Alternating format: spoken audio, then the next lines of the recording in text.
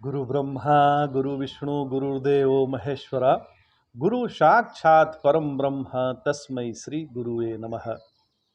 ओम सदाशिव समारंभां शंकराचार्य मध्यमां अस्मदाचार्य पर्यंतां वंदे गुरु परंपरां। ओम श्री गुरुभ्यो नमः। ओम श्री परमात्मने नमः। हम लोग गीता के 16वें अध्याय पर विचार कर रहे हैं।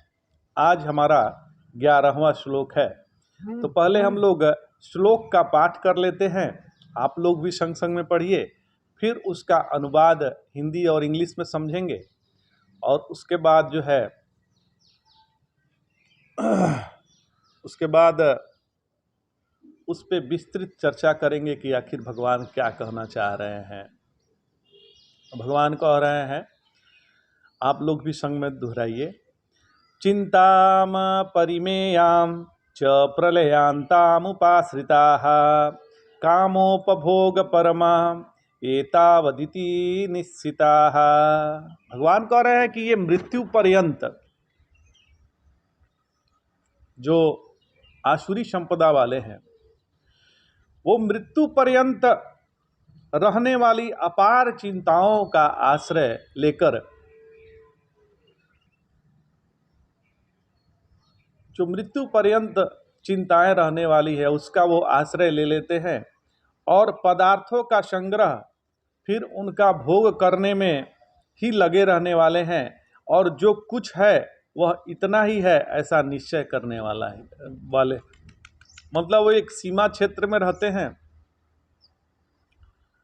और वस्तुओं का संग्रह करते हैं जो आज रहेंगी कल नहीं रहेगा। फिर ऐसा करते हैं कि चिंताएं बहुत करते हैं, जो ऐसी चिंताएं करते हैं जिसका कोई सीमा क्षेत्र नहीं है, वो जीवन पर्यंत रहने वाली है। तो इसका इंग्लिश में अर्थ देख लेते हैं। Poring anxiously over evil resolution which only end in death, seeking only the gratification of desire as the highest goal, seeing nothing beyond। तो ध्यान दीजिएगा, उपनिषद में आता है कि सभी के जीवन में सामान्य रूप से सुख और दुख होते ही हैं। सबके जीवन में सुख और दुख आते हैं। ऐसा नहीं है कि किसी के जीवन में सुख आएगा ही, केवल सुख ही आया और दुख नहीं आया, ऐसा नहीं।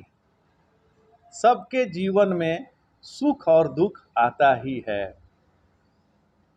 कभी पापी से पाला पड़ता है और कभी पुण्यात्मा से पाला पड़ता है। कभी पापी से मुलाकात हो जाता है, कभी पुण्यात्मा का दर्शन हो जाता है। ऐसा भी नहीं है कि हरदम आपको पुण्यात्मा ही मिलेंगे, अच्छे लोग ही मिलेंगे, बुरे लोग का भी मिलना होता है। कभी घाटा, कभी आपके बिजनेस में घाटा होता है तो कभी नफ़ा भी होता है। ऐसा नहीं है कि हर बिजनेस में घाटा ही घाटा हुआ हो, ऐसा संभव नहीं है। घाटा और नफ़ा दोनों सामान्य है। कभी किसी चीज में सफलता मिलती है, कभी विफलता मिलती है। ऐसा कभी नहीं हुआ कि केवल आप सफल हुए हों और ऐसा कभी नहीं हुआ कि केवल आप विफल हुए हो। हर लोगों के जीवन में सफलता विफलता दोनों ही सामान्य है, ये आनी ही आनी है। तो सबके जीवन में सुख और दुख सामान्य है। ऐसा कोई विशेष नहीं है जिसके जीवन में केवल अच्छा ही अच्छा हुआ, ऐसा कोई विशेष नहीं है। भगवान कृष्ण के भी जीवन में सुख और दुख दोनों थे, राम के भी जीवन में थे। सभी साधु संत के जीवन में भी सुख दुख आते ही हैं। सभी जो भी पैदा हुआ है उसको सुख भी होगा दुख भी होगा। तो अब प्रश्न यह है कि जो हमारे ये जीवन में सुख और दुख आते हैं, इसकी जो अनुभूतियां होती हैं, उसके साथ हम किस प्रकार का व्यवहार करते हैं। श्रेयस का करते हैं कि प्रेयस का करते हैं। तो अब तुलसीदास जी के जीवन का हम प्रसंग ले लें। तुलसीदास जी बचपन से उनके जीवन में स्त्री का लगभग अभाव था। न उनकी कोई माता प्रत्यक्ष रूप से रही, न कोई बहन रही, न कोई बुआ रही, न चाची रही। तो स्त्रियों का अभाव रहा। वो बाबा जी के पास रहते थे। धीरे धीरे ज्ञानी हो गए, रामायण का उनको परम ज्ञान हो गया। वो क्या करने लगे, सत्संग करने लगे, तो लोग श्रवण करते थे। तो ऐसे ही एक लड़की का पिता उनके सत्संग में आए हुए थे। तो सत्संग में आए हुए थे तो उनको बहुत अच्छा लगा। तुलसीदास जी का सत्संग जो है रामचरितमानस पे, रामायण पे जब वो बोल रहे थे तो कई प्रसंग उनको बहुत अच्छे लगे। तो उन्होंने सोचा क्यों नहीं अपनी लड़की का ब्याह इनसे कर दिया जाए। तो फिर सत्संग जब समाप्त हुआ तो उनसे वो मिले, कहे कि हमारी लड़की है, आप उससे शादी कर लीजिए। तो तुलसीदास जी ने अपने जहाँ बाबा के साथ रहते थे, महात्मा जी के साथ रहते थे, उन्होंने उनसे कहा कि मैं शादी करना चाहता हूँ। महात्मा जी ने हामी भर दी। फिर शादी धूमधाम से हुई। लेकिन क्या हुआ कि शादी होने के बाद पत्नी में इतनी आसक्ति हो गई तुलसीदास जी की कि तुलसीदास जी की पत्नी अपने मैके गई हुई थी। इनको इतना ज़्यादा काम वासना का भूख चढ़ा कि वो नदी बह रही थी, उसको लाश को नाव बना के और नदी के उस पार उतर गए। और उनको उनके घर में जाना था, अपने पत्नी के घर में। तो सांप को रस्सी समझ के पकड़ के चढ़ गए, छत पे चढ़ गए और छत से नीचे उतर गए। तो उनकी पत्नी जब उनसे मिली तो कही कि इसी हाड़ मांस से आपका वो है, प्रेम है, जो आज है कल नहीं रहेगा। इतना मेहनत तुम भगवान के लिए करो तो तुमको राम मिल जाएंगे। तो उस समय तुलसीदास जी के साथ ऐसी घटना घटी कि तुलसीदास जी हो गए। कितना सुंदर रामचरितमानस उन्होंने लिखा हुआ है, जो पूर्णतः वेदांत है। तो तुलसीदास जी तो समझ गए। ऐसा नहीं है कि सबके जीवन में पत्नियां ऐसे नहीं करती हैं, सबकी पत्नियां इस तरह बात करती हैं, लेकिन कोई सुधरना चाहे तब ना। हम सुधरना नहीं चाहते हैं तो हम ऐसे ही पड़े हुए हैं। जीवन में सत्संग अत्यंत आवश्यक है। यदि सत्संग ना हो तो फिर जीवन व्यर्थ ही है। अब व्याख्या हम देखते हैं इस श्लोक का, 11वें श्लोक का। तो चिंताम परिमेयाम च प्रयांताम उपाश्रिता। जो आसुरी संपदा वाले हैं वे मनुष्य बहुत चिंताएं करते हैं। और चिंता कैसी करते हैं जिनका कोई माप तौल नहीं है। जब तक प्रलय नहीं आ जाता, मौत नहीं आ जाता, तब तक वो चिंताग्रस्त रहते हैं। अब क्या होगा, अब क्या होगा, इसी चक्कर में रहते हैं। तो ऐसे प्रलय तक रहने वाली चिंताओं का फल भी प्रलय, महाप्रलय वाला ही है। बार बार मरना ही होता है। चिंता के दो विषय होते हैं, एक पारमार्थिक होता है और दूसरा जो है सांसारिक होता है। मेरा कल्याण कैसे हो, मेरा उद्धार कैसे हो, परम ब्रह्म परमात्मा का दर्शन कैसे हो, उनकी प्राप्ति कैसी हो। यदि ऐसी चिंता है, चिंता परम ब्रह्म निश्चया, या मतलब यदि ऐसी चिंता हमारे मन में है कि हम भगवान से कैसे मिलें, भगवान मेरे से कैसे अंतःकरण से कैसे प्रकट हो जाएं, ऐसी यदि चिंताएं हैं तो यह चिंता श्रेष्ठ है। यह चिंता आसुरी संपदा वालों की नहीं है, यह दैवी संपदा वालों की है। लेकिन जो आसुरी संपदा वाले हैं उनकी ऐसी चिंता नहीं होती। वे तो इससे विपरीत सांसारिक चिंताओं से ग्रसित होते हैं। संसार की उनकी चिंता होती है कि अब मेरा क्या होगा, तो अपना जीवन निर्वाह कैसे करेंगे, हमारे बिना बढ़े बूढ़े किसके आश्रित जिएंगे, हम जब बूढ़ा हो जाएंगे तो कैसे रहेंगे, हम अभी तो जवान हैं, अभी तो काम चल जा रहा है, यदि बुढ़ापा हो जाएगा तो क्या होगा, हमारा बच्चा हमको आदर नहीं करेगा तो मेरा क्या होगा। इसी चक्कर में, इसी चिंता में मरते रहते हैं। हमारा मान मर्यादा भंग हो जाएगा तो क्या होगा, हमारा प्रतिष्ठा मर जाएगी तो क्या होगा, और हमारी इज्जत चली जाएगी तो क्या होगा, हमारी प्रसिद्धि चली जाएगी तो क्या होगा। आदि जैसे बने मरने के बाद भी हमारा बाल बच्चों का क्या होगा, इसकी चिंता उन्हें ग्रसित किए रहती है। तो धन संपत्ति की भी चिंता रहती है। जमीन जायदाद का क्या होगा, मेरा धन का क्या होगा, इतना धन मैंने इकट्ठा किया है उसका क्या होगा, इसकी चिंता भी लगी रहती है। तो एक सेठ जी थे, उन्होंने बहुत पैसा कमाया और अपना तिजोरी भर भर के सोना और चांदी और हीरे जवाहरात उन्होंने इकट्ठा किया और एक मकान बनवाया। मकान ऐसा था जो कि यदि बंद हो जाए तो बिना चाबी का खुलता नहीं था। सामान उनके पास बहुत था। तो एक बार वो घर में प्रवेश किए और चाबी बाहर ही छूट गई।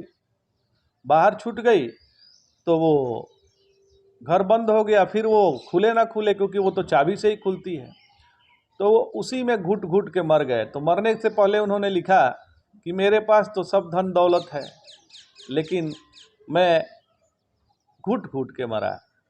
तो पैसे से कोई, किसी के पास पैसा ज़्यादा हो जाए तो ऐसा नहीं है कि मृत्यु नहीं आएगी।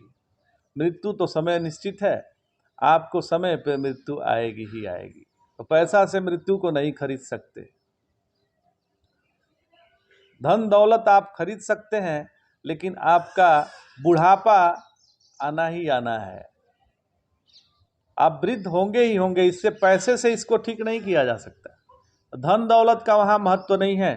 यहाँ पर चिंता करने से कोई फायदा आपको होने वाला नहीं है।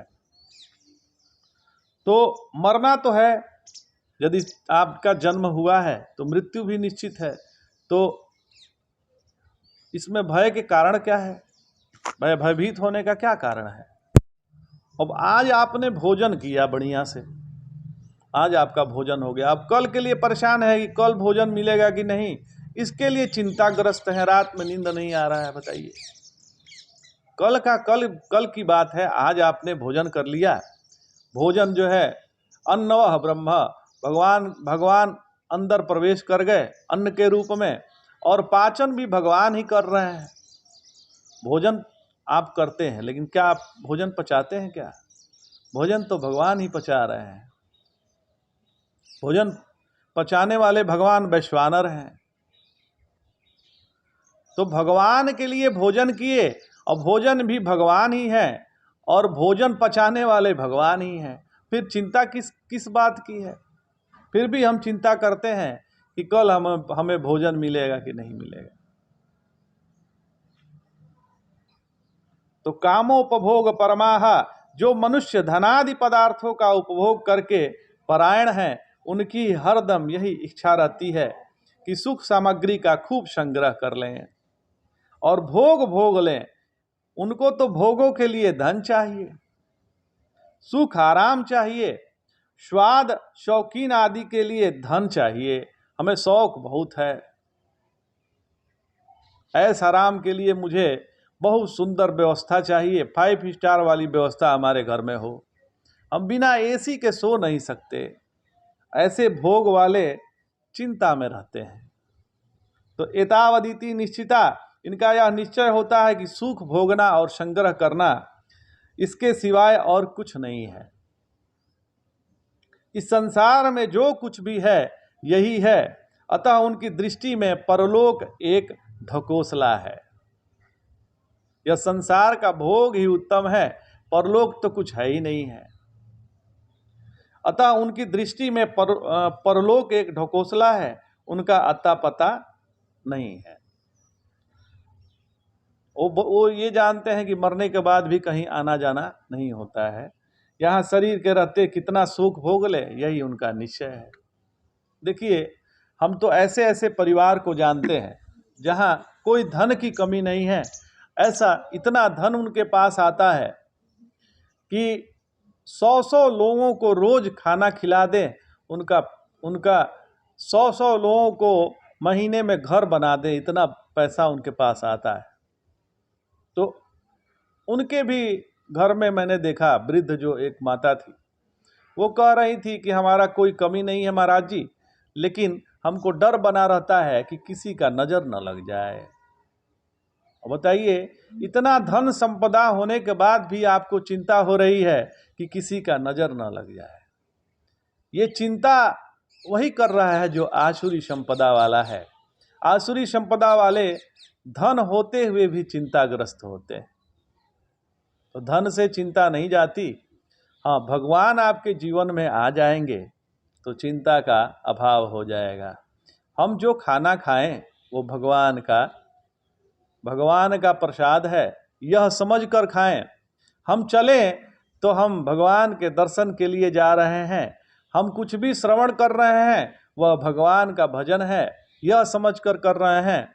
और हम जो भी बोल रहे हैं वो भगवान का भजन है, ये समझ के बोल रहे हैं। जब ऐसा बोल रहे हैं तो आपका मन मस्तिष्क पवित्र हो जाएगा, हमारा देह पवित्र हो जाएगा, हमारा चलना भी पवित्र हो जाएगा, सब कुछ सब पवित्र हो जाएगा और हम अभय को प्राप्त हो जाएंगे।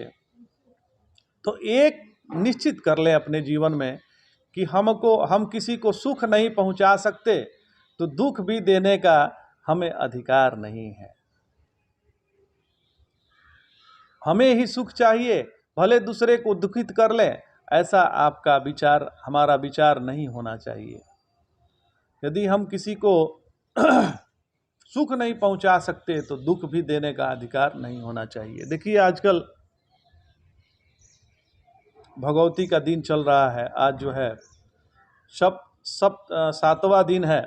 प्रथमम शैलीपुत्री, द्वितीयम ब्रह्मचारिणी, तृतीयम चंद्रघंटेति, कुष्मांडेति, चतुर्थकम पंचकम स्कंदमातेति, षष्ठम कात्यायनीति च। तो कात्यायनी माता का सप्तम कालरात्रि, सातवां दिन कालरात्रि का है। तो कालरात्रि का आज दिन है। तो हम लोग जब दुर्गा पाठ करते हैं तो बोलते हैं, या देवी सर्वभूतेषु क्षुधा रूपेण संस्थिता। तो देखिए, जो भगवान है वो क्षुधा के रूप में है। जिसको भूख लग रहा है वो भगवान ही है, तो उनको भोजन करा दीजिए। अब भोजन क्या है? वो भी भगवान ही है। तो जो भूखा है उसको भोजन करवा दीजिए। तो भूख भगवान का ही रूप है। या देवी सर्वभूतेषु, सभी भूतों में वही परमात्मा है महाराज। भूख के रूप में भी है, कहीं प्यास के रूप में भी है। कोई प्यासा है उसको पानी पिला दीजिए, कोई भूखा है उसको भोजन करा दीजिए महाराज। तो या देवी सर्वभूतेषु क्षुधा रूपेण संस्थिता, नमस्तस्यै नमस्तस्यै नमस्तस्यै नमो नमः। या देवी सर्वभूतेषु